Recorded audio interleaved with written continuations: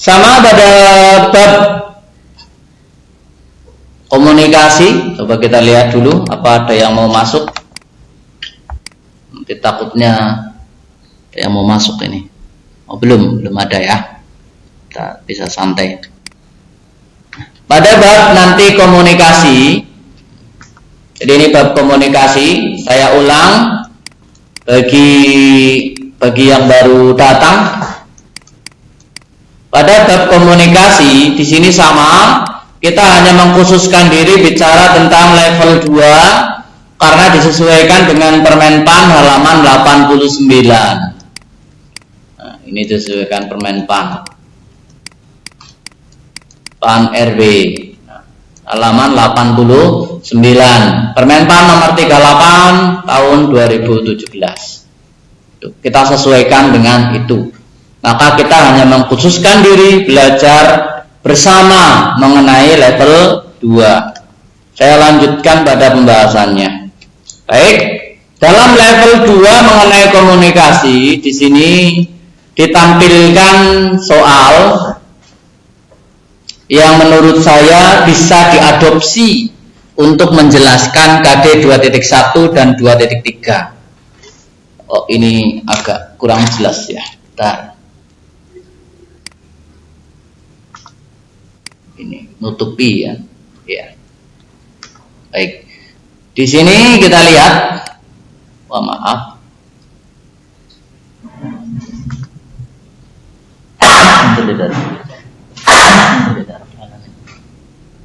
Dua titik 1 ini Bapak Ibu mampu menggunakan gaya komunikasi informal untuk meningkatkan hubungan profesional dan membuat materi presentasi. Ini 2.3 kasusnya. Jadi 2.3 membuat materi presentasi, tetapi 2.1 itu gaya komunikasi informal.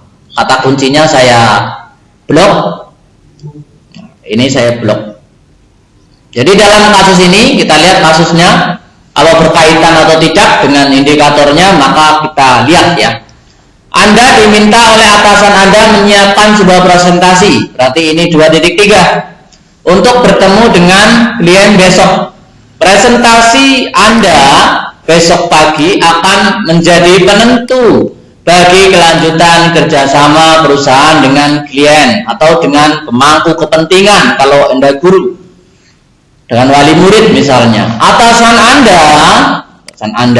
Anda meminta Anda, jadi atasan Anda itu meminta Anda, atau kepala sekolah Anda misalnya meminta Anda membuat presentasi yang bagus untuk dihadapkan di misalnya rapat komite dan rapat wali murid, membuat wali murid antusias untuk tahu lebih jauh.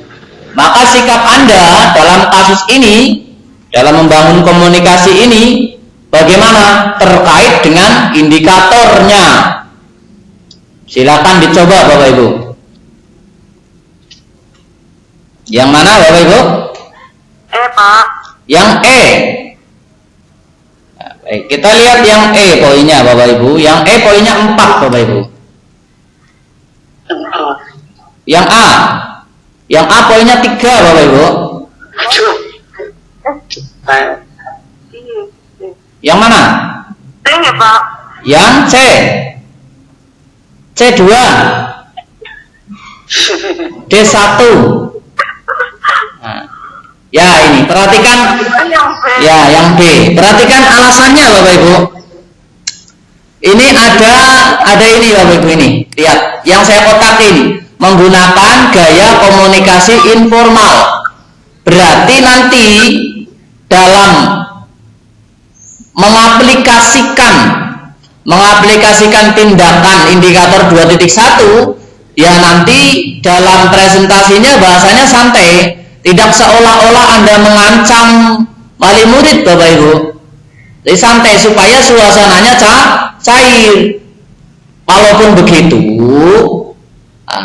sedikit candaan ketika presentasi. Karena kalau banyak candaan itu akan menyebabkan inti materinya tidak tercapai. Begitu maksudnya. Itu alasannya ini 5 di sini. Karena dia lebih sesuai dengan konten 2.1.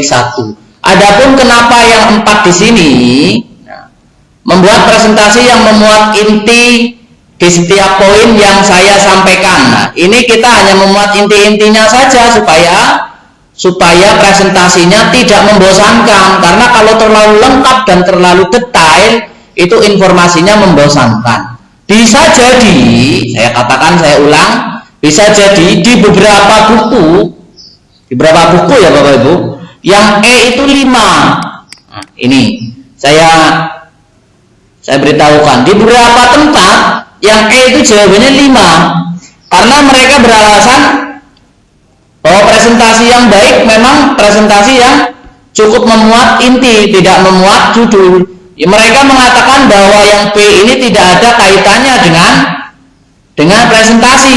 Nah, ada yang mengatakan seperti itu. Bagaimana kalau saya dikasih jawaban soal seperti ini, misal Pak, ada soal seperti ini, saya tetap menjawab E Pak. Apakah boleh? Ya boleh-boleh saja, sah-sah saja. Toh seandainya Bapak Ibu terjebak, seumpama ini nilainya betul-betul 4, ya hanya selisih 1 dengan ini. Begitu maksudnya, ya. Bisa dipahami Bapak Ibu? Bisa ya? Bisa, Pak. Bisa. Adapun kalau ini, nah ini ya presentasi yang sangat membosankan karena terlalu detail. Apalagi yang C ini tidak diarahkan. Jadi presentasi yang baik, kalau kasusnya 2.3, presentasi yang baik adalah hanya memuat inti dari setiap poin. Itu presentasi yang baik. Tapi gaya komunikasi yang baik yaitu gaya komunikasi yang santai. Itu begitu alasannya. Ini 5, ini 4. Kadang juga ada yang tertukar. Bagi saya tidak masalah kalau selisihnya itu hanya 1. Jadi masalah ketika Anda itu memilih yang poinnya 2, itu jadi masalah. Jangan terjebak di yang poin 2. Pada intinya seperti itu. Saya lanjutkan. KD-nya 2.2. Tidak terlihat yang bagian bawah yang E ya Bapak Ibu ya? Iya Pak. Ya, tidak terlihat, tertutup sebentar. Tertutup ini ya. Bagaimana ini? Saya kecilkan dulu ininya mungkin supaya tidak terlalu lebar. Nah, kelihatannya sekarang sudah bisa. Sudah tampak utuh Bapak Ibu? Sudah Pak. Sudah ya? Baik. Nah, pada 2.2 ini kasusnya Bapak Ibu mampu mendengarkan pihak lain secara aktif.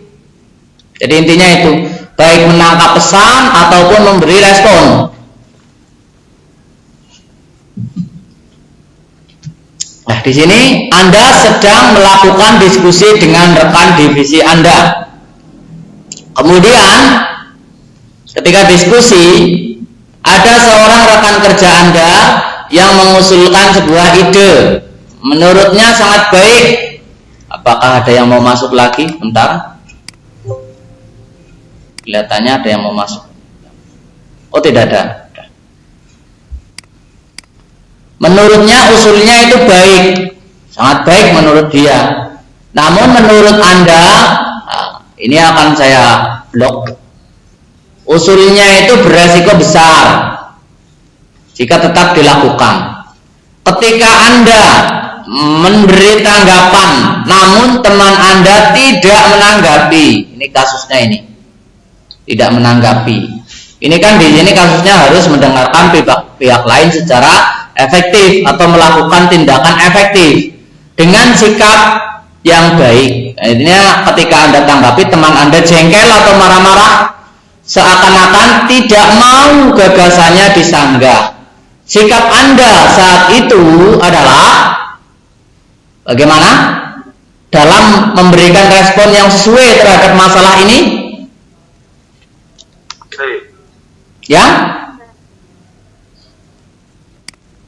Bentar, ini agak mengganggu. Yang? Ya, yang C ya. Ya, betul, yang C. Ini 5-nya di sini. Wah, salah ini. Ya, tuh 5-nya di sini. Kemudian 4-nya di mana, Bapak Ibu? 4-nya yang mana? Oh, 4-nya D. Oh, yang B ya, ini 4. Nah, yang D baru ini 3. Kenapa ini? Nah, karena dalam rangka memberikan respon yang sesuai, maka kita, karena di sini teman Anda sudah terlanjur marah, ya kita ajak untuk berbicara santai dulu. Kita fokus ke tujuan awal, yaitu tujuan awal mencari pemecahan masalah, bukan kita berdebat sesuai argumen atau sesuai ego masing-masing gitu ya. Ini lebih sesuai. Kemudian ini 4, kenapa? Karena saya sudah blok di sini, beresiko besar. Maka kita bicara dengan hati-hati kepada teman kita agar memberi gagasan yang lebih realistis dengan resiko yang kecil, karena ini sesuai dengan konten permintaan. Tapi di sini yang paling nilainya tinggi adalah yang C, karena di sana kita membuat teman kita lebih tenang dalam menyampaikan pendapatnya, istilahnya seperti itu. Ntar yang mau masuk hilang begini. Oh, keluar.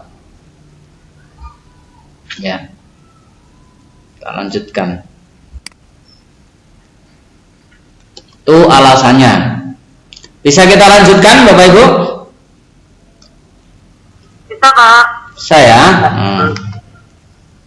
Kita lihat yang selanjutnya, yaitu 2.2, masih kasusnya mendengar pihak lain secara aktif untuk menangkap dan menginterpretasi atau merealisasikan, menafsirkan. Menginterpretasi itu sama saja dengan menafsirkan pesan-pesan dari orang lain serta memberi respon yang sesuai.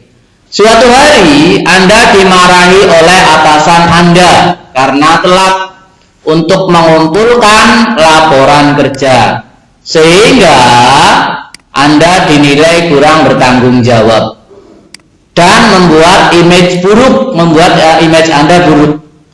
Sedangkan faktanya Anda telat mengumpulkan karena printer Anda bermasalah. Sikap Anda dalam kasus ini bagaimana? Dalam memberikan respon ketika dimarahi atasan? Yang D, Pak. Yang B. Ya, yang D ini 4 tuh. Yang mana kira-kira yang 5?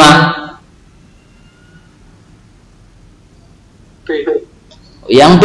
Yang B ini adalah 3. Mana? A. Yang A ya. Perhatikan alasannya kenapa dipilih yang A. Karena yang A itu masalahnya langsung selesai, Bapak Ibu. Panjenengan minta maaf dan berjanji tidak akan mengulangi lagi, selesai. Tapi kalau coba Anda yang D, minta maaf dan kemudian menjelaskan keterlambatan Anda karena printer perusahaan bermasalah, bisa jadi ini Anda dikira orang yang selalu mencari alibi, selalu mencari alasan-alasan untuk tidak mau mengakui kesalahan. Begitu maksudnya. Kenapa didahulukan yang A daripada yang D? Mungkin akan ada orang yang menjawab bahwa D ini 5. Mungkin ada seperti itu.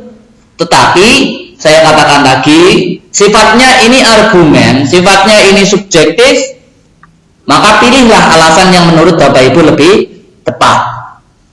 Nah, dalam rangka menyelesaikan permasalahan dengan atasan supaya cepat selesai, dalam argumen saya memang yang A, karena di sini meminta maaf dan berjanji tidak mengulangi. Dalam permasalahan apapun, masalahnya selesai.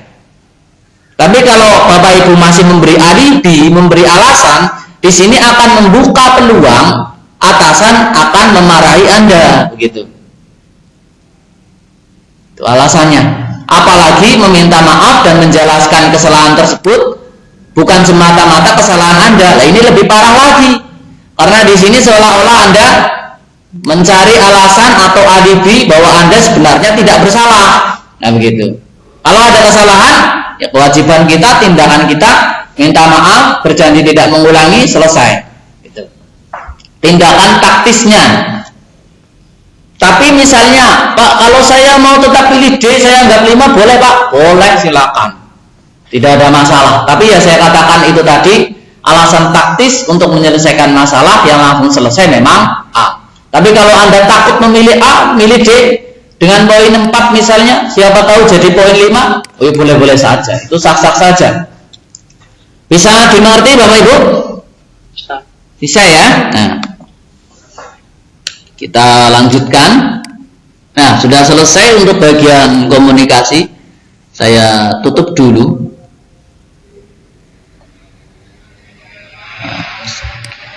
Saya rekamannya.